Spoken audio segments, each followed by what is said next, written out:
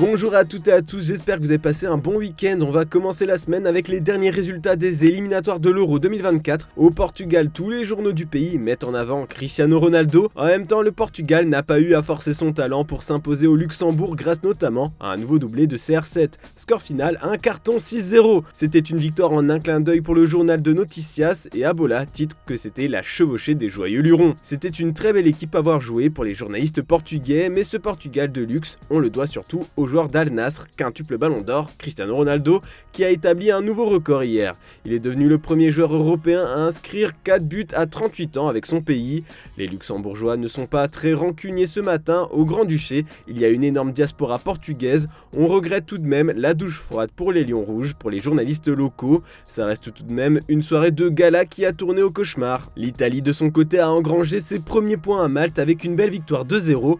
Après une défaite inaugurale face à l'Angleterre, les Transalpins avaient à cœur de se relancer. Ils ont pu une nouvelle fois compter sur la nouvelle sensation du football italien, Matteo Retegui. Le natif de San Fernando a marqué son deuxième but en 2 sélections. Forcément, avec une telle performance, il fait la une de la Gazzetta dello Sport. Le journal au papier rose estime qu'il était au niveau hier, mais pas tous ses coéquipiers. Le Corriere dello Sport lui rend aussi hommage en écrivant qu'il porte seul la squadra azzurra. On peut lire également dans les colonnes du journal que l'Argentin plaît énormément à des clubs de Serie A, surtout à la Lazio. D'après le média italien, le club romain est en pole position pour s'offrir les services de l'attaquant de 23 ans. Il doublerait ainsi les 2 Milan et l'Atlético. Puis il y a l'Angleterre qui a conforté son avance en tête du groupe C en s'imposant face à l'Ukraine 2-0 à Wembley. Les Free Lions ont pu compter sur un très bon Harry Kane, mais surtout un excellent Bukayo Saka. L'attaquant souriant, comme l'écrit le Daily Mirror, a mis la misère à ses opposants sur son côté droit. Le Daily Express le nomme roi des ailiers, meilleur que Mahrez, Salah et Anthony. D'ailleurs sur cette une, les supporters Gunners apprécieront de voir Saka mettre à l'amende Mudryk avec un dribble. Enfin, pour être bien complet sur ces matchs européens, on a eu le droit à un scénario incroyable au Kazakhstan. Menés 2-0 par le Danemark, les Kazakhs ont renversé le score à domicile dans les toutes dernières minutes 3-2.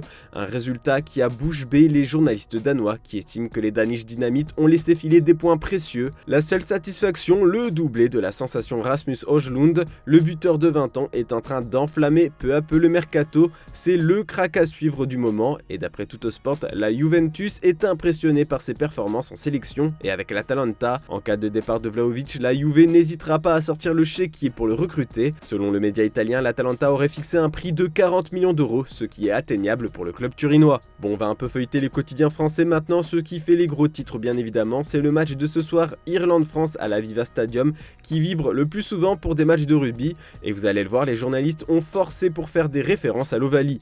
Par exemple, l'équipe nous rappelle ce matin que les Bleus ont perdu contre les Irlandais il y a peu, mais en tournoi des 6 nations.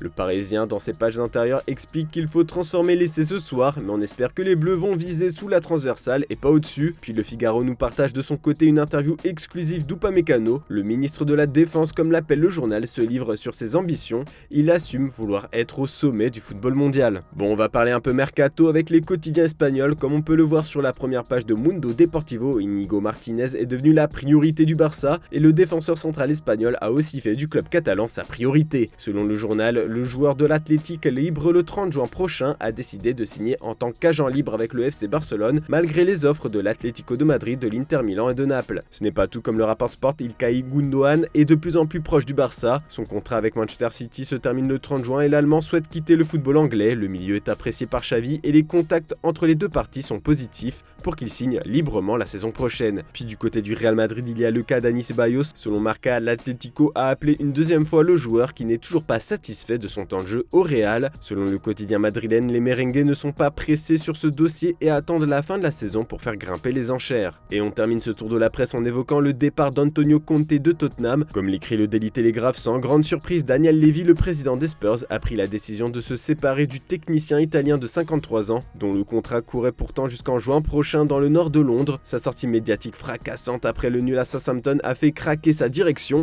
et décidément c'est compliqué d'être coach en ce moment. On peut lire dans As qu'Ancelotti serait très proche du Brésil. La défaite contre le Maroc pousse la fédération à forcer la signature du tacticien italien. Malgré le démenti du président brésilien, As confirme que la Seleção souhaite installer Carlo Ancelotti à la place de Tite. Enaldo Rodriguez a même avoué à Reuters qu'il aime beaucoup la personnalité de Carleto et qu'il a foi en Dieu pour réussir sa signature. Enfin, il y a eu le limogeage surprise de Julian Nagelsmann il y a quelques jours. Eh bien, on a de nouvelles précisions précisions sur les raisons de ce départ. Cette saison, il s'est mis à dos plusieurs joueurs selon Bild. En tête de liste, on retrouve Manuel Neuer et Sven Ulreich. Ces derniers n'ont pas apprécié l'éviction de Toni Tapalovic, l'entraîneur des gardiens. Le coach a été à l'initiative de cette mise à la porte car il soupçonnait Tapalovic de faire fuiter des informations. Son départ a été un choc pour Neuer qui a d'ailleurs enchaîné les interviews coup de poing sur le sujet. Bild ajoute que d'autres éléments n'étaient pas fans de Nagelsmann. Serge Gnabry qui multiplie les séjours à Paris entre 2 matchs. Leroy Sané et Jamal Musiala sont aussi cités. Plus étonnant, les recrues Sadio Mané et Joao Cancelo, qui a été prêté cet hiver, ne seraient pas séduits par le style du coach allemand. Voilà, c'est tout pour ce dimanche. On se retrouve demain matin pour une nouvelle revue de presse et tout à l'heure pour un nouveau JT Foot Mercato. Bonne journée à toutes et à tous.